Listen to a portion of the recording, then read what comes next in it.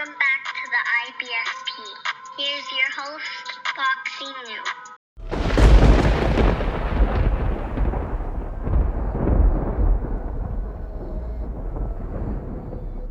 Welcome back, fight fans. Welcome back to another Q&A with the IBFP.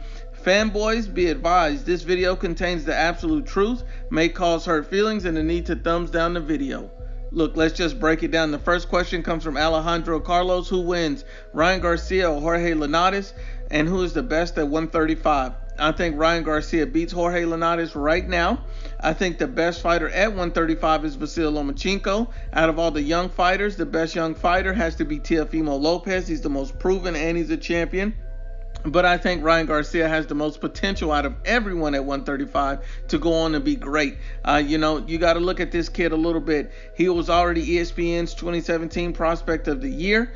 You look at Ryan Garcia and you look at his attributes. You see the guy's 21 years old. He's 5'10". He has a 70-inch reach. He has, excellent hand speed, excellent power. He has the big size and frame to be able to move up multiple weight classes as he grows into his body and learns on the job. And he's already made a remarkable, move by hiring Eddie Reynoso, Canelo Alvarez's trainer, as his trainer, which is going to be good and pay dividends for years to come. Ryan Garcia is the absolute future, and you know what? He's destined at this point to be a superstar as long as his chin holds up. That's the only question mark. We have to see him tested. I think Jorge Lanata is the perfect fight. As of right now, from what I've seen of Ryan Garcia, I believe that he should pass that test and should be able to get past Jorge Lanata, but only time will tell. So we have to see the fight happen.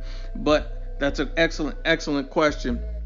The next question comes from expat UK biker, and he says, why is it that Mauricio Sulaiman can offer title shots for the WBC belt to Dominic Breazeale, Tyson Fury, and Mike Tyson, but freeze out Dillian Whyte? Is the WBC corrupt, or can they do whatever they like? Can Dillian Whyte sue the WBC? You're the best landlord. Salute to you, my brother. And look, let's just break it down. And Dillian Whyte said it best. The WBC is an absolute joke. And look, let's just be honest about it. Tyson Fury was made the mandatory after fighting guys like, Otto Wallin and Tom Schwartz, absolute nobodies, while Dillian Whyte keeps putting his neck on the line, fighting top 10 fighter after top 10 fighter. Dillian Whyte is an absolute problem and one of the most disrespected heavyweights in the game today. I give Dillian Whyte all the respect he deserves. And at the end of the day, the WBC is corrupt. There's not much you can do but wait this thing out. And at the end of the day, he might even have a shot at being undisputed. And for the simple fact that, look, if something happens and they keep delaying him, going into next year, it's possible that, Dillian Whyte might get delayed again and he might be able to get the winner of the undisputed fight. So either way, it may all work out in his favor, but at the end of the day, I can understand the frustration. The WBC is corrupt and you can't believe a word Mauricio Sulaiman says. Let's just keep it going. The next question comes from my brother, Unrivaled Boxing Talk and News, and he says, when will America dominate heavyweight boxing again? That's an excellent question, and that's a hard question to answer. The first guy you want to look at is Andy Ruiz Jr., but he represents Mexico more than he does the U.S., so we're really not going to count him. And when you look at the other two, American heavyweights aside from Deontay Wilder, you have to understand Deontay Wilder was already beat back to Alabama, so, you're not really looking at him. Plus, he's already a little bit older in age, and if he loses this rematch with Fury, he may just be done. But looking at the other younger heavyweights that we have is Big Baby Jarrell Miller, Michael Hunter. Big Baby Jarrell Miller didn't shot, the whole CVS pharmacy into his veins, so I'm not looking at him to be the next savior of American heavyweight boxer. And, you look at a guy like Michael Hunter, this is a guy that, he's a good all-around fighter, but he displays no elite skills, no elite IQ. He's just a good quality, solid fighter, but nothing special. I think, American heavyweight boxing is suffering right now because you have all of these other athletes in basketball and football that are going to these sports instead of boxing. But, hopefully we'll see a resurgence sooner rather than later. But let's keep it going. Daniel Jordan says, Nuke, who's going to win? Terrence Crawford or Manny Pacquiao? If the fights happen, give your thoughts about this fight if it's going to happen. And, I keep hearing more and more that this fight is looking to happen, is destined to happen, is probable to happen. And the way I'm looking at it right now is, Terrence Bud Crawford's an absolute dog. He's willing to get in there. He has underrated power. He's a 3-division world champion. Manny Pacquiao's a Hall of Famer. He has power, and he's been boxing more than he's been slugging lately. So when you look at these two guys, I think it makes for a great stylistic clash.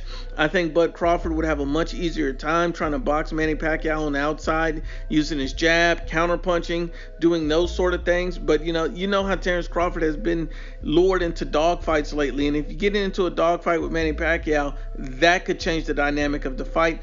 I think that I believe that Terrence Crawford will win this fight. I believe he has enough dog in him. If he boxes, from the outside and smart and tactical and defensive, then he should win a much cleaner victory. But, if he gets into a dogfight, that has to favor Manny to some degree. I think Manny Pacquiao is a live dog in this fight. I don't think he backs down from anyone. And Manny Pacquiao is one of the true all-time great fighters. He's a living legend, and, I think it'll be an excellent fight. And I would never count out Manny Pacquiao, but I have to go with Terrence Crawford, the young fighter in his prime, the guy who's hungry, the guy who's ready to show the world that he's truly elite. Great question. The next question comes from IBT, Immortal Boxing Truth.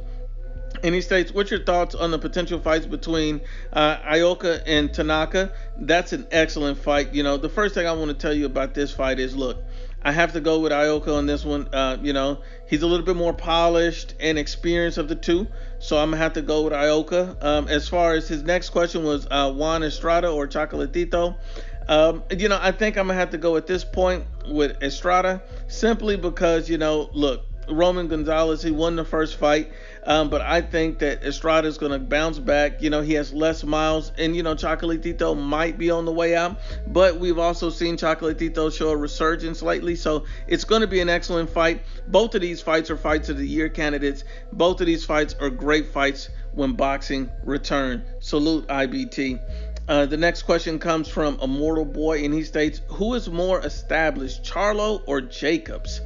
Salute. And you're absolutely right. People do really sleep on Danny Jacobs. Danny Jacobs is a 2-time middleweight champion. He held his own against the best fighters at 160 pounds, 2 elite fighters in Canelo Alvarez and Triple G. And he also beat Sergey Deverenchenko. He blasted out Peter Quillen, while Jermall Charlo is fighting guys from 154 pounds. That should tell you everything you need to know about the difference in these two fighters. But once again, unbiased as always, it's the IBFP.